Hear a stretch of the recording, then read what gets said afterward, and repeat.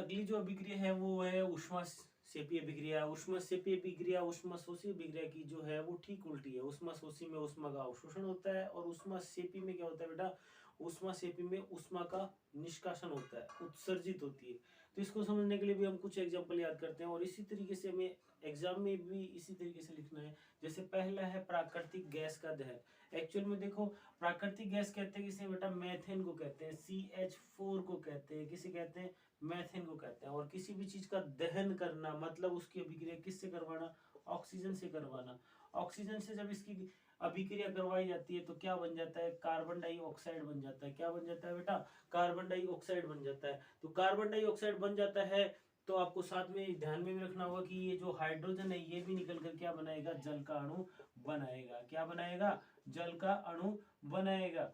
तो बेटा जी ध्यान में रखना है कि प्राकृतिक गैस का दहन जो होता है उसमें ऊष्मा का क्या होता है, निष्कासन होता है। देखो यहाँ पे याद रखने वाली बात होती है कि ऊष्मा सेपी अभिक्रिया में ऊष्मा निष्कासित हो रही है और शोषी में अवशोषित हो रही है। तो इसी को सरल करते हुए हमें आगे देखना है कि इनको संतुलित भी आप कर सकते हैं। जैसे कि यहाँ पे हाइड्रोजन की संख्या कितनी है, 4 है, तो इधर भी कितना कितना करना पड़ेगा आपको, 4। यहाँ हाइड्रोजन की संख्या 4 हो गई तो ऑक्सीजन भी कितने हो गए बेटा, 4 हो गए। तो ये ऑक्सीजन भी आपको कितने करने पड़ेंगे, 4 करने पड़ेंगे। इसी के अलावा जैसे श्वसन है, ये एग्जाम में क्वेश्चन आ भी चुका है, बोर्ड के एग्जाम में कई बार पूछा भी जा चुका है कि श्वसन एक ऊष्माक्षेपी अभिक्रिया है, समझाइए कैसे। तो देखो श्वसन होता क्या है, श्वसन में क्या करते हैं, जनरली हमें जो परिभाषा पता है वो है कि ऑक्सीजन को लेना और कार्बन डाइऑक्साइड को छोड़ना। लेकिन एक्चुअल में आप 10th क्लास में है या अदर सीनियर क्लास में है तो आपको पता होना चाहिए कि श्वसन में ग्लूकोज का ऑक्सीकरण होता है। क्या होता है बेटा, ग्लूकोज का ऑक्सीकरण होता है।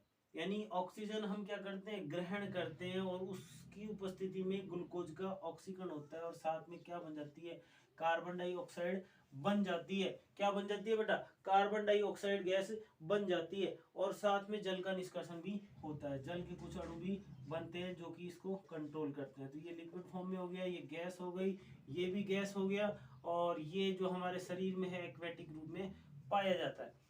इसको याद करने के लिए भी सिंपल सा फॉर्मूला है 666661। तो 1 को लिखने की जरूरत नहीं है।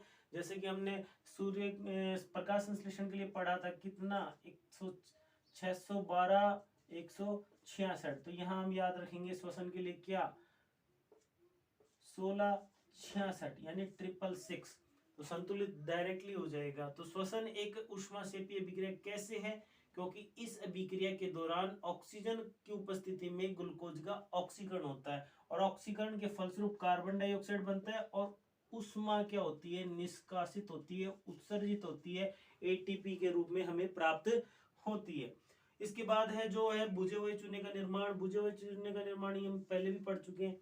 जैसे कि कैल्शियम ऑक्साइड जो होता है उसको क्या कर देते हैं, हम जल में डुबो देते हैं, यानी लाइम को बुझा देते हैं। ये बिना बुझा चुना है, इसको बुझा दिया, जल से अभिक्रिया करवा दी तो बन गया कैल्शियम हाइड्रोक्साइड। एक्वेटिक रूप में हमें ये प्राप्त हो जाता है। साथ में कार्बन डाइऑक्साइड निकलती है और साथ में ऊष्मा का भी निष्कासन होता है। तो ये चीज हमें ध्यान में रखनी होती है। कार्बन डाइऑक्साइड जो होती है वातावरण से क्रिया कर लेता है और ऊष्मा का त्याग कर देता है। ये सॉलिड हो गया, ये लिक्विड हो गया, ये एक्वेटिक हो गया, ये गैस हो गया और ये ऊष्मा। कई जगह बेटा ये कार्बन डाइऑक्साइड आपको लिखी हुई नहीं मिल सकती, क्योंकि क्या होता है कैल्शियम हाइड्रोक्साइड जैसे ही बन देता है कुछ समय बाद क्या कर लेता है, कार्बन डाइऑक्साइड से क्रिया कर लेता है, एक दूधिया रंग का पदार्थ बना देता है जिसको हम किस नाम से जानते हैं, कैल्शियम कार्बोनेट के नाम से जानते हैं।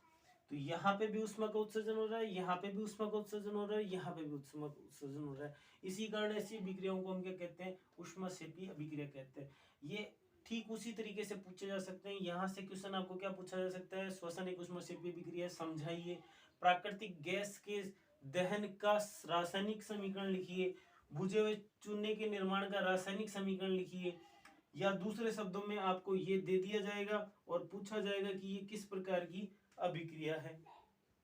तो आपको ये चीज पता होना चाहिए। आशा करता हूँ आपको मेरे द्वारा पढ़ाया गया समझ में आया होगा। अगर आपको मेरा पढ़ाया हुआ अच्छा लगता है तो आप मेरे चैनल वीएन के हब को सब्सक्राइब कीजिए, लाइक कीजिए, शेयर कीजिए और अगर कोई कमी आपको लगती है तो कमेंट भी कीजिए, अच्छा लगता है तो भी कमेंट कीजिए। धन्यवाद।